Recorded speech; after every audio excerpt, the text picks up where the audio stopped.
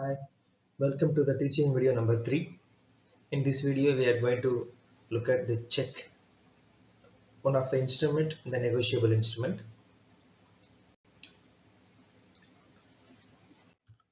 Let's move on.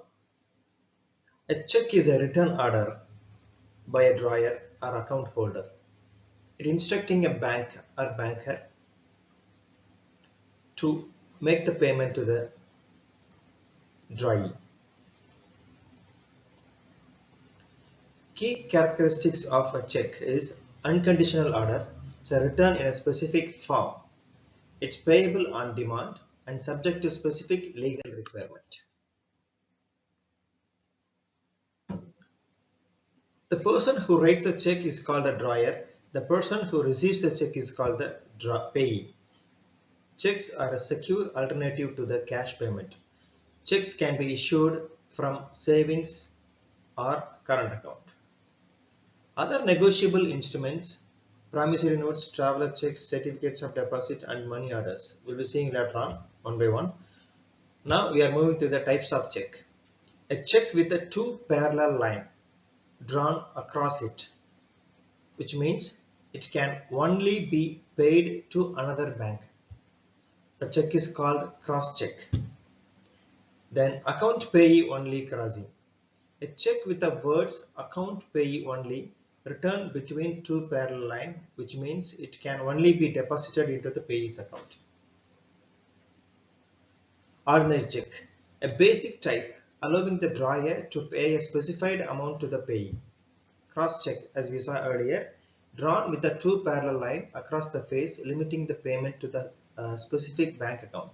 Bearer check, payable to whoever present it, making it easily transferable but potentially vulnerable.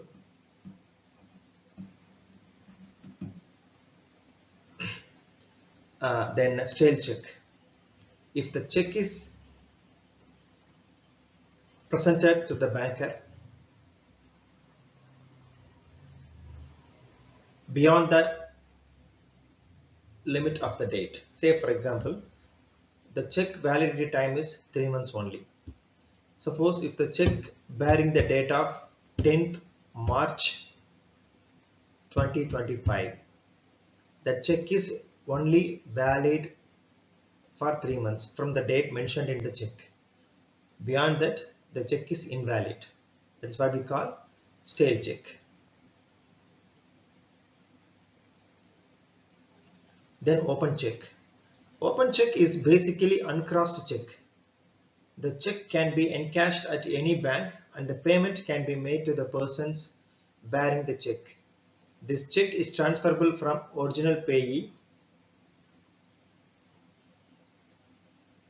the original recipient of the payment, to another payee too. The issuer needs to put his signature on both the front and the back of the check. Post dated check. These types of check bear the later date of being encashed. Even if the bearer presents this check to the bank immediately after getting it, the bank will only process the payment on the date mentioned in the check. This check stands valid past the mentioned date but not before, because the check is valid only for 3 months. Stale check, as we saw in the last types of check, is stale check.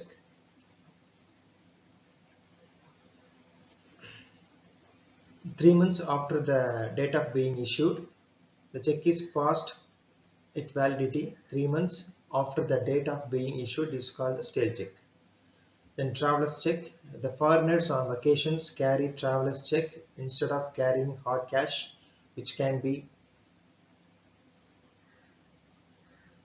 difficult. These checks are issued to them by one bank and can be encashed in the form of currency at a bank located in the another location or country. Traveler's check don't expire and can be used for future trips also. Self-check.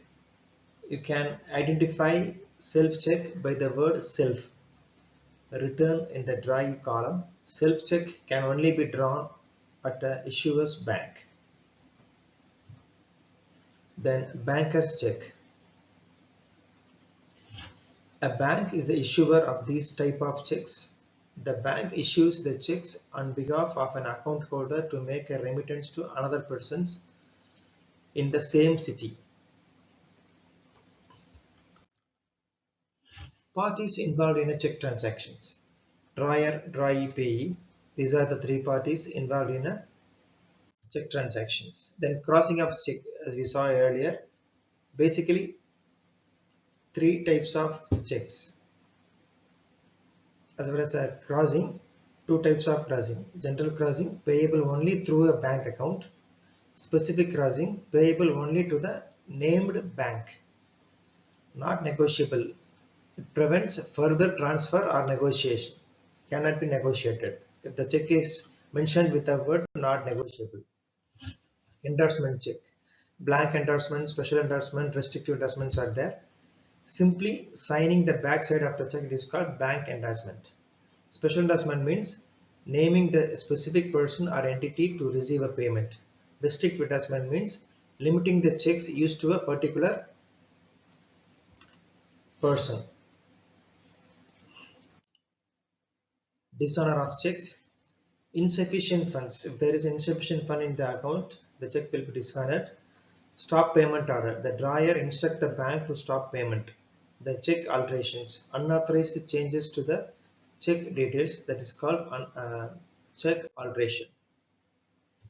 Then statutory protections for check holders. Check bounce laws. There are check bounce laws is there. Legal resources for dishonored check. Legal recourse for dishonored check. Bank's liability. Banks are responsible for certain types of dishonor. Criminal penalties. These are all the statutory protections for check holders. Conclusions and key takeaways. Checks remain a vital instrument facilitating transactions with specific features and legal implications. Understanding these aspects is crucial for both issuers and recipients. Utilize this knowledge to navigate the complexities of a check transactions effectively. Thank you.